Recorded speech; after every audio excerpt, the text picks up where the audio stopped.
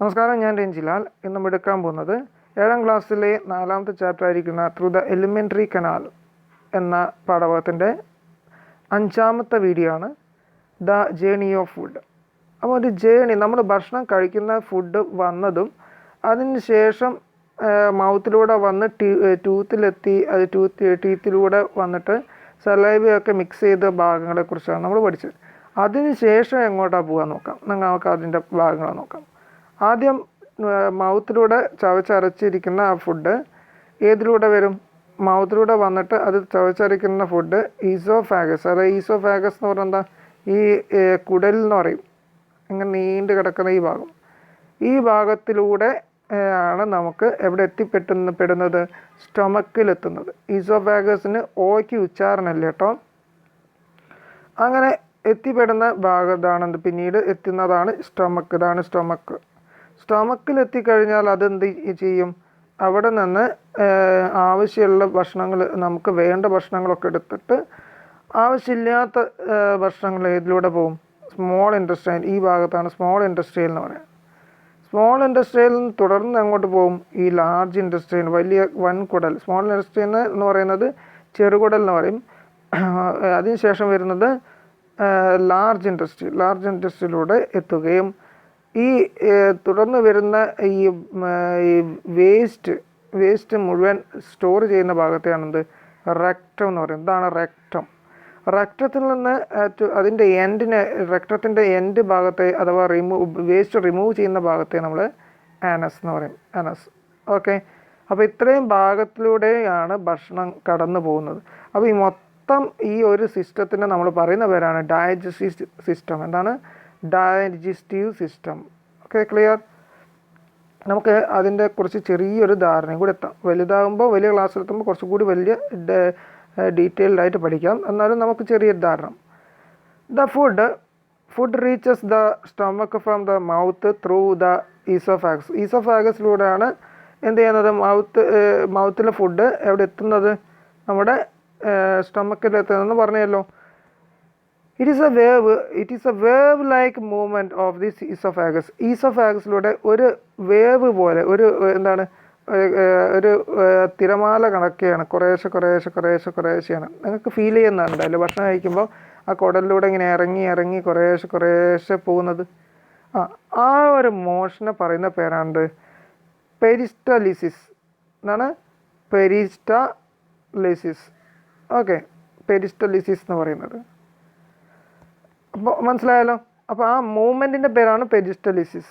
Okay. ഈസോഫാഗസിലൂടെ ഭക്ഷണം ഇങ്ങനെ wave like movement ചെയ്യില്ല. അതിനെ പെരിസ്റ്റലിസിസ് എന്ന് പറയും.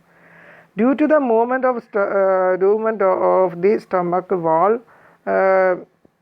Food is rendered paste like inside the stomach. അപ്പോൾ ഇതെന്ത് ചെയ്യും? നമ്മുടെ മൗത്തിൽ ഈ സലൈവയൊക്കെ മിക്സ് ചെയ്തിരിക്കുന്നത് കൊണ്ട് അതെന്ത് ചെയ്യും? നന്നാക്കി അതിന് ഒഴുകിയിട്ട് ഇങ്ങനെ ഒരു വേവ് ലൈക്കായിട്ട് മൂവ് ചെയ്യും ഇൻസൈഡ് ദി സ്റ്റൊമക്ക്. ഓക്കെ. അതിൽ ആ സലൈവയിലൊക്കെ ഡൈജസ്റ്റീവ് എൻസൈംസ് ഉണ്ടാവും. എൻസൈം എന്ന് പറഞ്ഞാൽ നമ്മളെ ഭക്ഷണത്തെ എന്താണ് പറയുക, നമ്മുടെ ഡിഫറെൻറ്റ് പാർട്ടുകളായിട്ട്, ഘടകങ്ങളാക്കി വിഘടിപ്പിച്ചെടുക്കാൻ പറ്റുന്ന ചില സബ്സ്റ്റൻസുകളെയാണത് എൻസൈംസ് എന്ന് പറയാം. Digestive enzymes. അത് ഇതിലൊക്കെ സലൈവയിൽ ഇതൊക്കെ ഉണ്ട്. Produce the stomach. പിന്നെ അത് കൂടാതെ സ്റ്റൊമക്കിലും ഈ പറഞ്ഞിരിക്കുന്ന ഡൈജസ്റ്റീവ് എൻസൈംസുകൾ അടങ്ങിയിട്ടുണ്ട്. Digest food chemical to. എന്നിട്ട് ഈ സ്റ്റൊമക്കിൻ്റെ പ്രത്യേകത എന്താണ്? സ്റ്റൊമക്ക് ഈ ശരീരത്തിലുണ്ടാക്കുന്ന, സ്റ്റൊമക്കിൻ്റെ ഉള്ളിലുണ്ടാകുന്ന ഡൈജസ്റ്റീവ് എൻസൈംസ്, അതായത് അസിഡിക് കണ്ടൻറ്റുകളാണ് എൻസൈംസുകൾ. സ്റ്റൊമക്കിൽ അടങ്ങിയിരിക്കുന്ന ആസിഡ് എന്ന് പറഞ്ഞാൽ ഹൈഡ്രോക്ലോറിക് ആസിഡാണ് കേട്ടോ. ഓക്കെ. അപ്പോൾ ഈ പറഞ്ഞിരിക്കുന്ന ഇതെല്ലാം കൂടി ഫുഡിനെ ഡിഫറെൻറ്റ് പാർട്ടുകളാക്കി മാറ്റും. അതായത് കെമിക്കൽ റിയാക്ഷൻ്റെ ഫലമായിട്ട് ചെറിയ ഭാഗങ്ങളാക്കി മാറ്റും. അതിൽ നിന്ന് നമ്മൾ എന്ത് ചെയ്യും? നേരെ സ്മോൾ ഇൻറ്റസ്റ്റൈനിലെത്തും. ഓക്കെ. സ്മോൾ ഇൻറ്റസ്റ്റൈനിൽ എത്തിക്കഴിഞ്ഞാൽ എന്ത് സംഭവിക്കും? സ്മോൾ ഇൻറ്റസ്റ്റൈനിൽ എത്ര ലെങ്ത് ഉള്ളത് ചോദിക്കുന്നതാണ്. സ്മോൾ ഇൻറ്റസ്റ്റൈൻ്റെ ലെങ്ത് എത്രയാണ്? 6 മീറ്റർ ലോങ്. 6 മീറ്റർ ലെങ്ത് ഉണ്ട് സ്മോൾ ഇൻറ്റസ്റ്റൈൻ. ഈ 6 മീറ്ററൊക്കെ എങ്ങനെയാണ് നമ്മുടെ ശരീരത്തിൽ നിൽക്കുക? നമ്മളാകെ തന്നെ ഇത്രയൊക്കെ ഉള്ളൂ അല്ലേ? 6 മീറ്റർ എന്തുണ്ട് ഈ ലെങ്ത് ഉണ്ട് സ്മോൾ ഇൻഡസ്ട്രിയിൽ. ഈ സ്മോൾ ഇൻഡസ്ട്രിയിലൊക്കെ വളരെ ചുരുക്കി കണ്ടോ നിങ്ങൾ സ്മോൾ ഇൻഡസ്ട്രിയിൽ ഈ ചിത്രത്തിൽ വെച്ചിരിക്കുന്നത് എങ്ങനെയാണ് സ്മോൾ ഇൻഡസ്ട്രിയിൽ എങ്ങനെയാണ് വെച്ചിരിക്കുന്നത് നോക്കൂ. വളരെ ചുരുങ്ങി ഇതിൽ നിൽക്കുന്നത്. അപ്പോൾ അങ്ങനെ ചുരുക്കിയിട്ടാണ് നമ്മുടെ ഉള്ളിലുള്ള സ്മോൾ ഇൻഡസ്ട്രിയിൽ ഫിറ്റ് ചെയ്തിരിക്കുന്നത്, അതിനുള്ളിൽ നിൽക്കുന്നത്. ഓക്കെ, അപ്പം അത്രയും മീറ്റർ ഉണ്ട്. 6 മീറ്ററാണ് സ്മോൾ ഇൻഡസ്ട്രീൻ്റെ ലെങ്ത്ത്, ചെറുകുടൽ. അപ്പം ഈ പറഞ്ഞിരിക്കുന്ന സ്റ്റൊമക്കിൽ നിന്ന് വരുന്ന ഫുഡിൻ്റെ കുറച്ച് കാര്യങ്ങളൊക്കെ ഫുഡ് എന്ത് ചെയ്യും, അബ്സോർവ് ചെയ്യുകയും ബാക്കിയുള്ള ഭാഗങ്ങൾ എന്ത് ചെയ്യും, digestions of food is completed here. അതായത് ഇവിടെയാണ് ഡൈജഷൻ ഫുഡിൻ്റെ കംപ്ലീഷൻ നടക്കുന്നത്. The nutritions in the digestive food are absorbed into blood. ഇവിടെ വെച്ചിട്ടാണ് നമ്മുടെ ഈ ഫുഡ് സ്റ്റൊമക്കിൽ നിന്ന് വരുന്ന ഫുഡ് ഐറ്റംസ് ഒക്കെ ഉണ്ടാവുമല്ലോ, ഇതാക്കി കിട്ടുന്നത്, അതൊക്കെ സ്മോൾ ഇൻഡസ്ട്രിയിൽ എത്തുകയും ആ സ്മോൾ ഇൻഡസ്ട്രിയിൽ നിന്ന് എന്ത് ചെയ്യുന്നു, നമുക്ക് വേണ്ടത് ഏതാണ് വേണ്ടാത്തത് ഏതാണെന്ന് അവർ ഇതാക്കിയിട്ട് ഈ വേണ്ടത് നമ്മുടെ ബ്ലഡിലേക്ക് കൊണ്ടുപോവുകയും, അതായത് വേണ്ട ഫുഡിൻ്റെ ഐറ്റംസ് കാര്യങ്ങളൊക്കെ ബ്ലഡിലേക്ക് എത്തിക്കുകയും ബാക്കിയുള്ളതൊക്കെ എവിടേക്ക് പോകും, ലാർജ് ഇൻഡസ്ട്രിയിലേക്ക് പോവുകയും ചെയ്യും. ഓക്കെ, നമുക്ക് ഭക്ഷണം കഴിച്ചാൽ നമുക്ക് ശരീരത്തിന് വേണ്ട കാര്യങ്ങളൊക്കെ ഉണ്ടാവില്ല, അതൊക്കെ ഇതിലേക്ക് പോകും, ബ്ലഡിലേക്ക് പോകും. തുടർന്നുള്ളത് ലാർജ് ഇൻഡസ്ട്രിയിലേക്ക് പോകും. ലാർജ് ഇൻഡസ്ട്രിയലിൻ്റെ സൈസ് നോക്കാം. ലാർജ് ഇൻഡസ്ട്രിയൽ എന്താണ്, 1/2 മീറ്റർ ലോങ്ങാണ്. വണ്ണുണ്ട് നോക്കണ്ട. ലാർജ് ഇൻഡസ്ട്രിയൽ വണ്ണം കൂടുതലാണെങ്കിലും അതിൻ്റെ ലെങ്ത്ത് 1/2 മീറ്റർ ലോങ് ആണ്. സ്മോൾ ഇൻഡസ്ട്രിയെക്കാട്ടിൽ എത്രയോ ലെങ്ത്ത് കുറവാണ്. അപ്പം ചോദിക്കുന്നത് ലാർജ് ഇൻഡസ്ട്രീൻ്റെ ലെങ്ത്ത് എത്രയാണ്, 1/2 മീറ്റർ. സ്മോൾ ഇൻഡസ്ട്രീൻ്റെ ലെങ്ത്ത് എത്രയാണ്, 6 മീറ്റർ. ഓക്കെ, ക്ലിയർ ആണല്ലോ. അങ്ങനെ എത്തിക്കഴിഞ്ഞാൽ 1/2 മീറ്റർ ലോങ്ങിൽ വരുന്ന 1/2 മീറ്റർ ലോങ് വരുന്ന ഈ ലാർജ് ഇൻഡസ്ട്രിയിലൂടെ എത്തിക്കഴിഞ്ഞാൽ ബാക്കിയുള്ള ഭാഗങ്ങൾ, അതായത് സ്മോൾ ഇൻഡസ്ട്രിയിൽ നിന്ന് കംപ്ലീറ്റ് നമ്മൾ എന്ത് ചെയ്യില്ല, ബ്ലഡിലേക്ക് എന്ത് ചെയ്യില്ല, അബ്സോർബ് ചെയ്യാൻ പറ്റിക്കോളുന്നില്ല. എന്നാൽ ലാർജ് ഇൻഡസ്ട്രിയിൽ എത്തിക്കഴിഞ്ഞാൽ അതിൽ നിന്ന് സ്മോൾ ഇൻഡസ്ട്രിയിൽ നിന്ന് അബ്സോർവ് ചെയ്ത് കഴിഞ്ഞിട്ടുണ്ടാകുന്ന കുറച്ച് ഭാഗങ്ങൾ ഉണ്ടാവുമല്ലോ, അതിൽ നിന്നും ഒന്നും കൂടി എന്ത് ചെയ്യും, അബ്സോർവ് ചെയ്യും. The absorption of water containing minerals. എന്തൊക്കെയാണ് അതിൽ നിന്ന് അബ്സോർവ് ചെയ്യുന്നത്?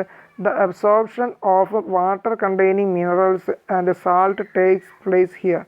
ഇവിടെ നിന്ന് എന്ത് ചെയ്യും, വാട്ടർ അടങ്ങിയിരിക്കുന്ന മിനറൽസ് ഉണ്ടാവും, ലിക്വിഫൈഡ് ആയിരിക്കുന്ന മിനറൽസ് കണ്ടൻറ്റ് കുറച്ചൊക്കെ. അപ്പോൾ അതിലെത്തിയിരിക്കുന്ന ലിക്വിഫൈഡ് ആയിട്ട് നമുക്ക് വേണ്ട മിനറൽസ്, സാൾട്ട്, ഇതൊക്കെ എന്ത് ചെയ്യും, അബ്സോർവ് ചെയ്തിട്ട് അത് നമ്മുടെ ബ്ലഡിലേക്കോ അതിൻ്റെ ഇതിലേക്ക് എത്തിച്ചു കൊടുക്കും. ബാക്കിയുള്ള ഭാഗമാണ് നമ്മുടെ വേസ്റ്റ്, യഥാർത്ഥത്തിൽ വേണ്ട വേസ്റ്റ് എന്ന് പറയുന്നത്. ഈ വേസ്റ്റ് മെറ്റീരിയൽസ് ഏതിലൂടെ സ്റ്റോർ ചെയ്യും, റെക്റ്റത്തിലാണ് ഈ വേസ്റ്റ് എല്ലാം എന്ത് ചെയ്യുന്നത്, സ്റ്റോർ ചെയ്യുന്നത്.